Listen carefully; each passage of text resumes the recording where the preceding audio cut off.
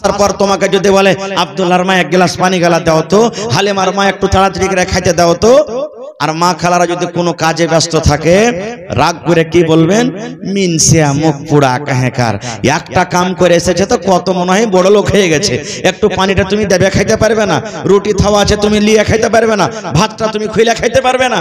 এই দেখেন এমন ঘোঁচা মেরা কথা বলবে রে ভাই, মনে হয় ওর সারা দিন কে একবারে সব না খেয়ে থাকা ভালো ছিল, ওর পেট ভরে গেল মনে হয়।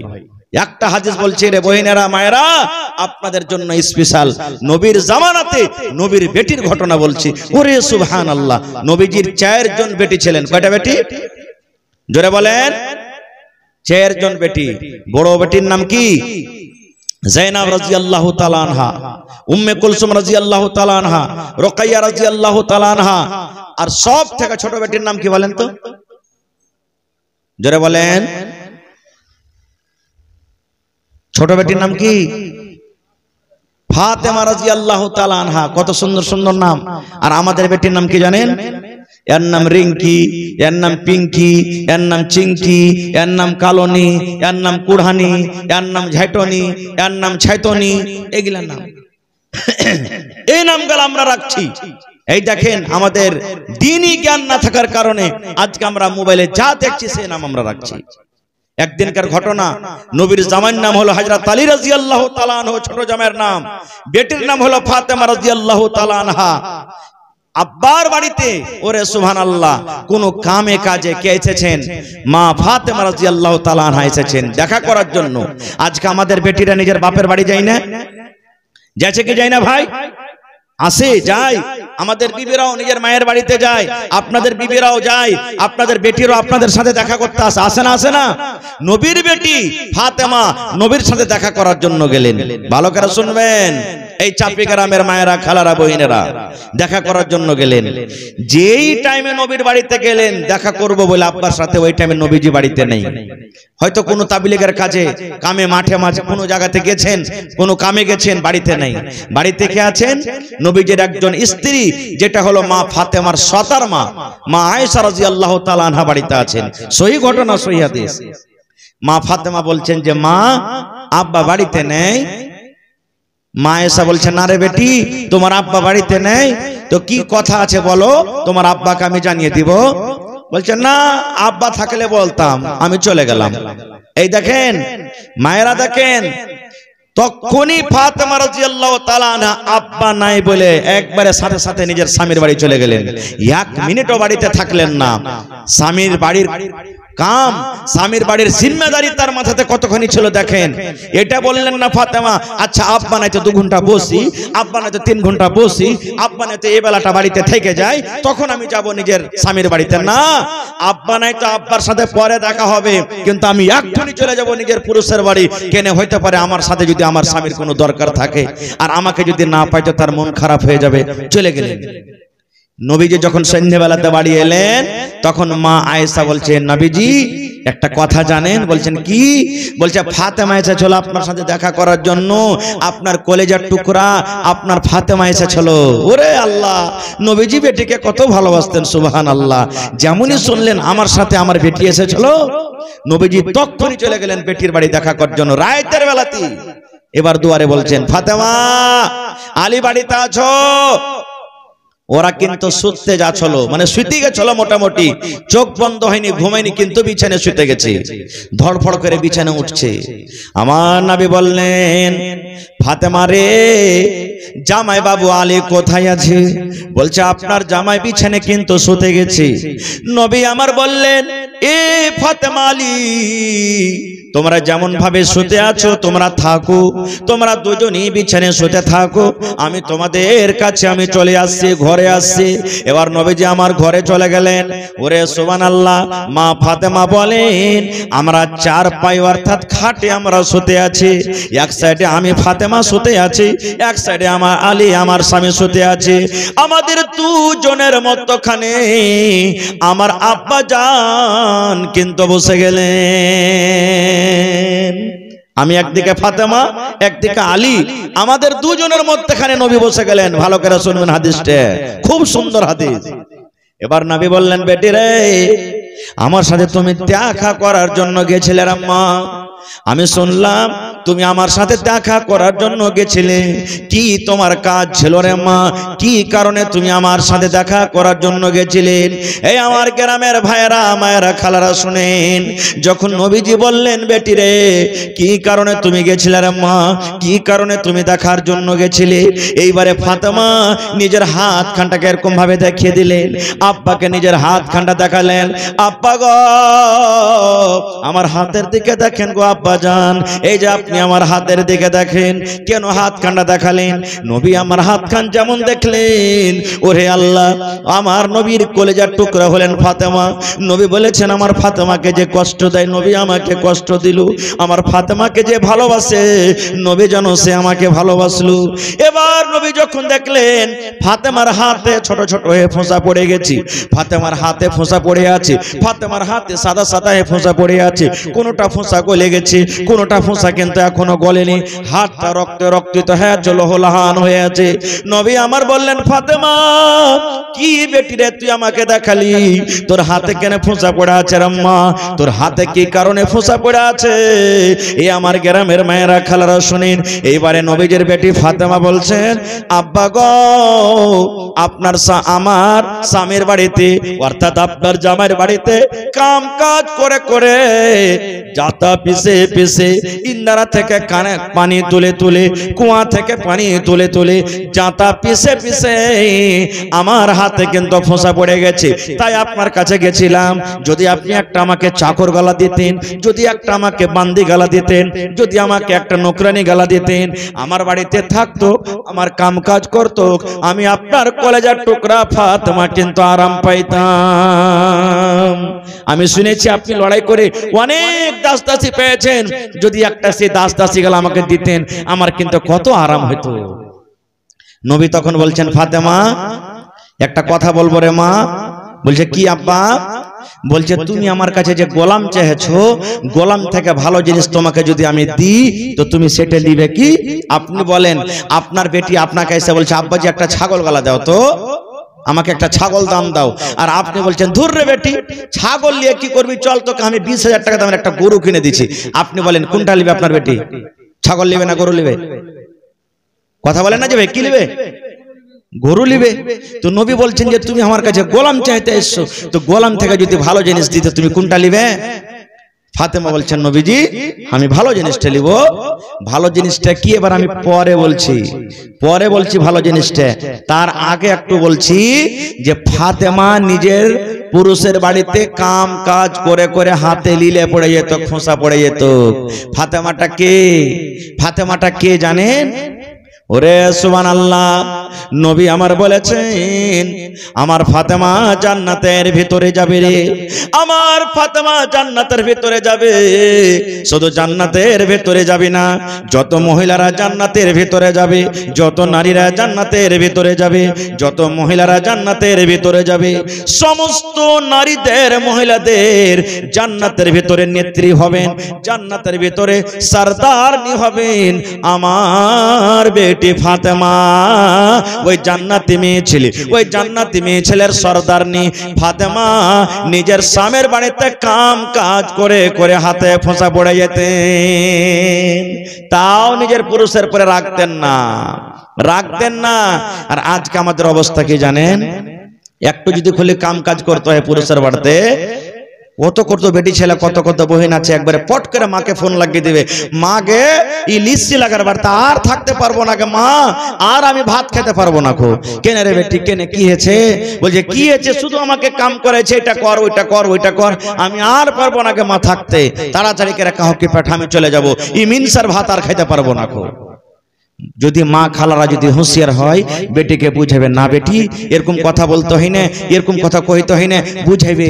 আর যদি ওরকমই মা খালা হয় ছন্ময় কবে আচ্ছা তুই কোন রকম বেকার চলাই, বাড়িতে আসবে, আসা পর কবে 5 দিন পর জামাইটাকে ডাক, জামাইটা ভালো মনে এসেছে আনার জন্য, দুটা লোককে দিয়ে বলছে একে পিলারে ধরে বান মারলে বেটা মরাকে, আমার বেটিকে খালি কাম করেছে, 3 লাখ টাকা একে যেই দিয়েছি টাকা দিয়েছি, আর 2 লাখ টাকা বিয়াতে খরচ হয়েছে, 5 লাখ টাকা দেরে মরলে বেটা মরা, আর আমার বেটিকে তালাক করে তুই চলে যা। এরকম হয়েছে না হয় না? জোরে বলে এরকম হয়েছে না হয় না? ভাইরে এই সমস্ত বুরাই কখন ছুটবে? যখন আমরা আমাদের বেটাকে যখন মাদ্রাসাতে দিব, দ্বীনি শিক্ষা দিব, তখন আমাদের ঘর থেকে এই সমস্ত মুসিবত দূর হবে। ভাই আমার, এই জালসাতে, এই মাদ্রাসাতে অনেক খরচা, এই হাফিজের পিছনে অনেক খরচা।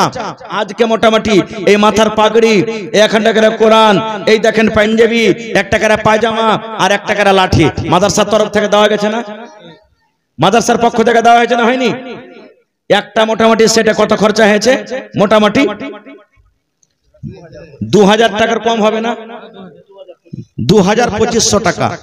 ভাইরে আমি 500 টাকা মাইনাস করে দেব, 2000 টাকাই মানব। দেখি কোন আল্লাহর বান্দা এমন আছেন 4টা হাফিজের ড্রেসের দাম 4 দুগুনি 8000 টাকা কেউ দিতে পারবেন? माशाल्लाह। आहा हा माशाल्लाह। ये डॉक्टर साहब थोड़ा सलाम मुसाफा कर लेते हैं। माशाल्लाह, खैरियत से हैं?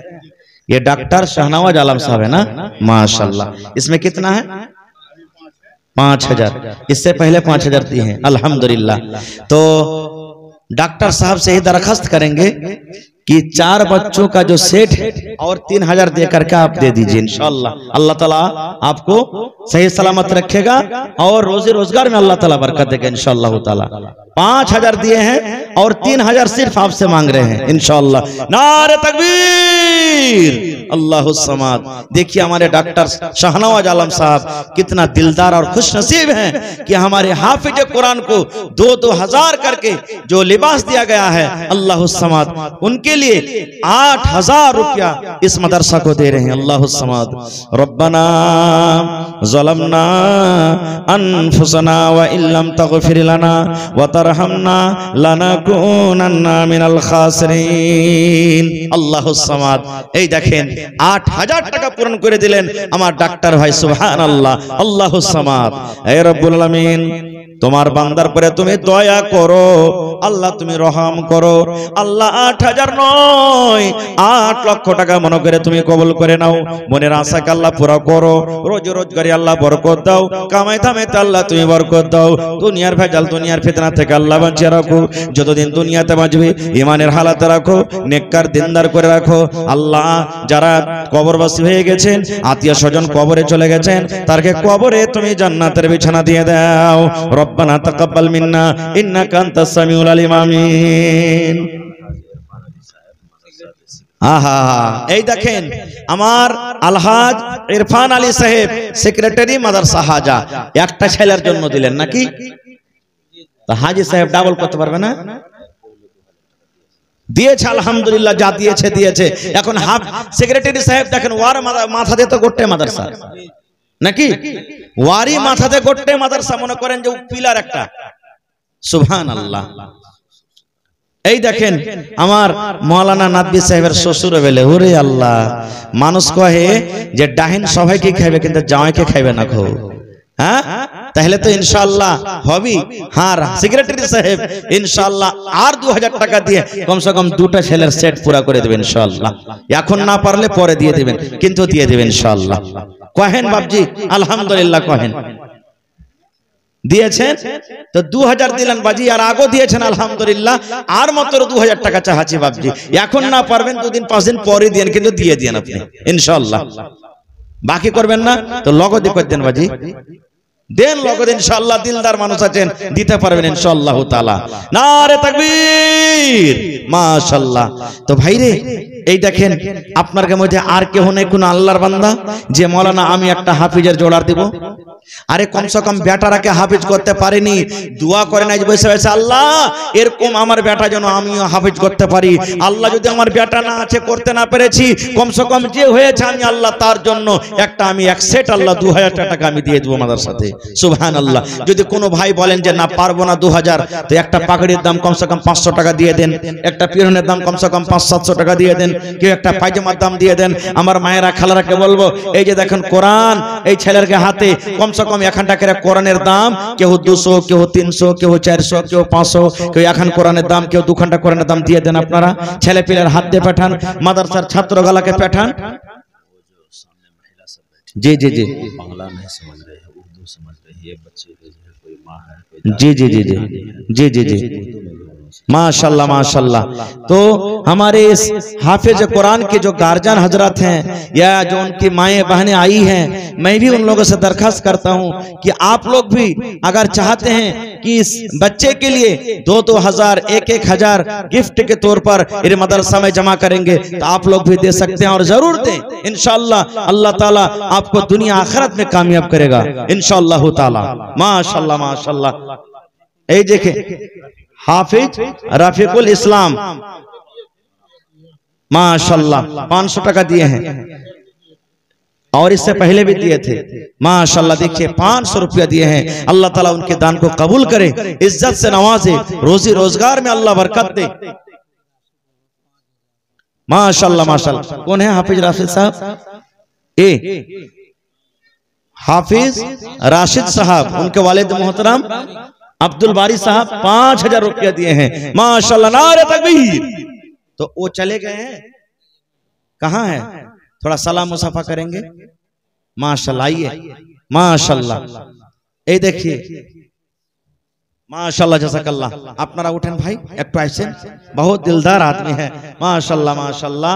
ये देखिए हमारे अब्दुल बारी साहब, ये बारी अल्लाह ताला का सिफाती नाम है, अब्दुल बारी, बारी का बंदा। ये देखिए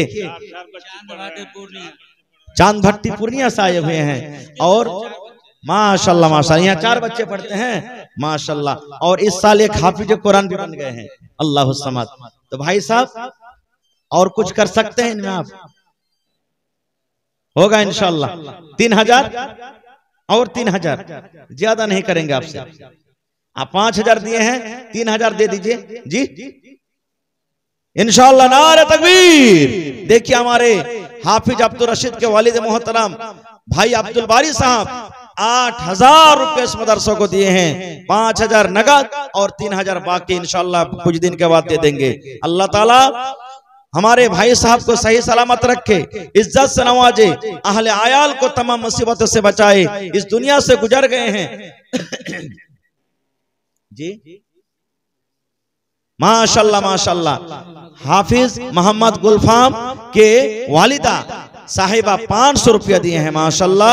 अल्लाह ताला हमारे खाला जान को सही सलामत रखे, इज्जत से नवाजे। और अल्लाह तबारक व तआला से दुआ करते हैं कि जब तक इस दुनिया में जिंदा रहे नमाजी बनकर रहे, पर्दा बनकर रहे। अल्लाहुम्मा आमीन माशाल्लाह।